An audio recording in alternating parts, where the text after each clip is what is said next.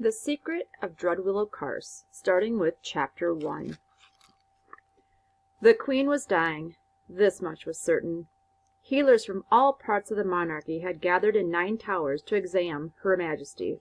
For weeks the halls of the royal palace echoed with their discussions.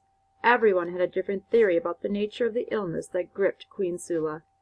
In the end, they could agree on only these 2 facts. There was no cure. A month more was as long as anyone dared hope she would live. It was not unusual for monarchs to take ill and die relatively young. It had, in fact, been the case for as long as anyone could remember. But there had always been a plan. When Janaya, the queen's daughter, turned 18, her mother would abdicate and allow the princess to ascend to the throne. That was how it had always worked. For nearly 1,000 years their family had ruled. But Janaya had just turned 12, and if the healers were to be believed, she would ascend to power much sooner than planned. When word spread of the queen's fate, Janaya locked herself in her bedchambers for 3 days. No one disturbed her. The servants who'd helped raise the young princess left trays of food near her door, so she wouldn't starve, but no one spoke to the heir apparent. It was impossible to understand what the girl felt. Janaya sat in her room, refusing to cry. She braided her long black hair with green glass beads. She played her recorder, filling the room with a lullaby her mother had taught her. But she would not cry. She knew the tears would come, and that they would be unstoppable once her mother was truly gone. Knowing death was coming for the queen didn't make Janaya sad. She was too terrified to be sad. Janaya knew nothing about being a queen. She had never been permitted into the throne room when her mother held court. "The time will come for all of that," the princess's caregivers had promised each time Janaya asked to watch. "Some day." Everyone had believed Janaya had 6 more years to learn. But someday turned out to be now. She wasn't ready. She was scared she wouldn't have time. Surely there was much to learn about being a fair and just leader. Janaya had to turn her terror into resolve. She would learn how to be a queen. The time for tears would come, for now she had to stay strong. She stared in the mirror, shook her finger at her reflection, and reminded herself to be brave. So when the queen knocked softly on Janaya's bedroom door at the end of the princess's 3rd day of seclusion, and whispered for her daughter, the young girl answered with squared shoulders and a straight back. "You should be in bed," she told her mother. Her words sounded braver than she felt. For months Janaya had watched her mother's health dwindle away. The woman who stood at her door was barely recognizable as the one who'd raised her. The queen's illness made her appear much older than she truly was. Her eyes were swollen, her back was hunched. Where mother and daughter once shared smooth, dark skin, the queen's was now dry and cracked. Despite all that, Janaya didn't have to search hard to find the kindness she'd always seen in her mother's regal face. "Come," the queen said, her voice wavering. "We're going to the top of Lilith Tower." As she took her mother's arm, Janaya's breath seized. Lilith Tower was the tallest of the castle's non-monoliths, twice the size of the others. It was the highest point in all the land, with a view reserved for the monarch. The only exception occurred when an heir apparent was escorted there shortly before the start of a new reign. This truth, this hard, hard truth, weakened Janaya's march up to the tower entrance. Her knees trembled. "This is real," she told herself. For the 3 days she locked herself in her room, her mother's illness had not been real. Janaya and the queen stood arm in arm down a long, narrow passage made of rough, silver-dappled stone. As they came to a wooden door at the hall's end, the queen produced a long key. It had teeth in 4 directions, like a weather vane. "Bring the torch," Queen Sula instructed as the lock on the door clicked open. Janaya took a torch from the wall. Together they crossed the door's threshold. The spiral staircase beyond was so narrow they had to proceed single file. They climbed and climbed the endless stairs. The princess moved closer to her mother. When the scent of the rose water and mint salve that eased the queen's pain overpowered the passage's musty smell. The queen struggled with each step, keeping one hand on the wall. Despite this, Janai imagined that the shadows cowered from her mother's approach the farther up they went. As Janai's legs started to ache, the stairs disappeared into an opening in the ceiling. Queen and princess emerged from the dark stairwell onto the very top of Lith Tower. They stood on a wide, flat stone circle covered by a clear glass dome. When Janai moved to the edge and looked down, she could see the 8 other cloud-colored spires that made up the rest of 9 towers, forming a circle round Lith. Not far from the castle gates, a slender dirt road split the countryside in its way to the nearest town, Emberfall. "Look around," the queen said. Janai stepped back. Nothing blocked her view. The Capric Mountains on the horizon joined land and sky like jagged gray stitches. That one seam kept the pair united in all directions.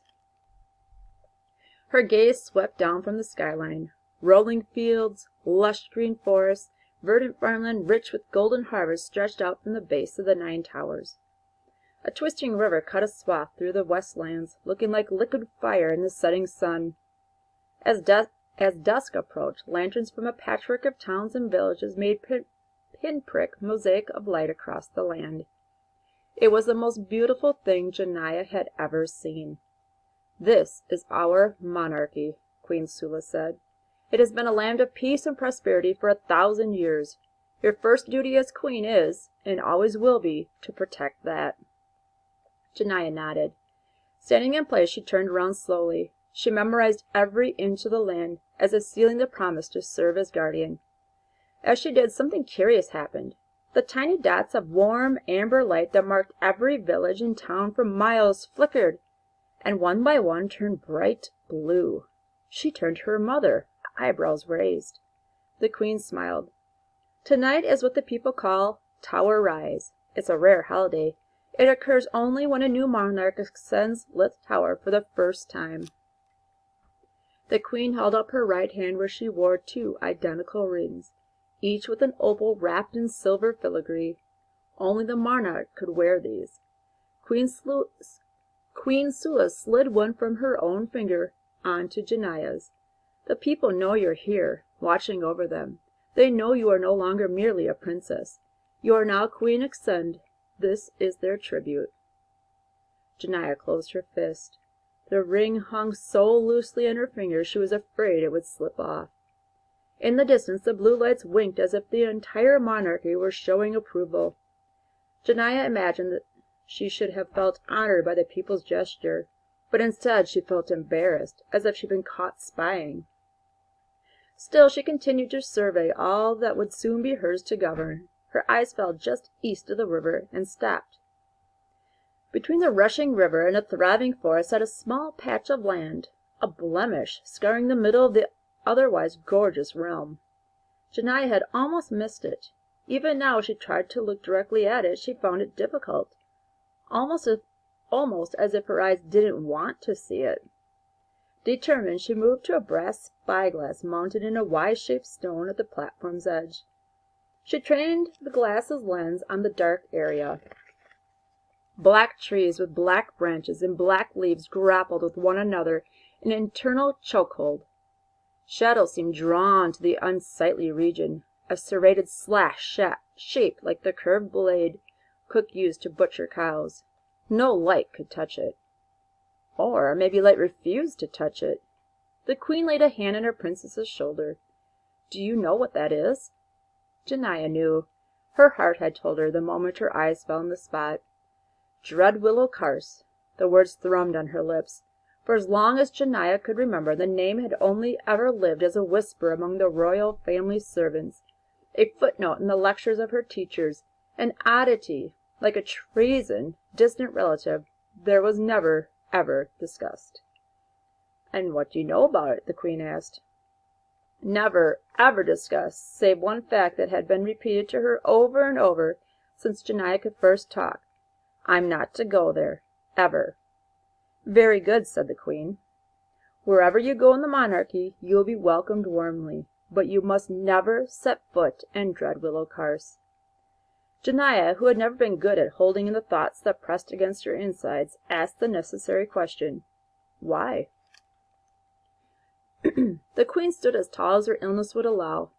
"It is forbidden. The people rely on us to maintain peace and prosperity, and it is written in the oldest books, if any monarch enters Dreadwillow Ch, then the monarchy will fall." A chill crawled on spider's legs over Janiah's hands. She had been told before never to enter. She'd never been told the monarchy was at stake. "Do you understand?" the queen asked. Janiah knew that tone. It meant the queen wasn't to be questioned. Yet it was a tone that always inspired questions in Janiah. "But why?" "You can never go to Dreadwillow Ch," the queen interrupted, and then she repeated, "Do you understand?" "Yes, mother, I understand." But Janiah didn't understand. Each step she took as they descended the crooked stairs fanned the flames of new questions for which she needed answers. What was Dreadwillow Ch? How was it possible that they did not rule there? And most important, why would the monarchy end if she entered the Ch? When they returned to the castle halls, the queen's gait faltered. Janiah took her mother's arm and guided her back to her bedchambers. "Time is short," the queen said. "Tomorrow you will meet with a new tutor. He will teach you what you need to know to rule over your people justly. Listen to everything he says." "Yes, mother." The queen laced her fingers with her daughter's. "You will make an excellent queen." That night, lying in bed, Janiah tried to think about how badly she wanted to make her mother proud by upholding the legacy of benevolence laid upon her ancestors.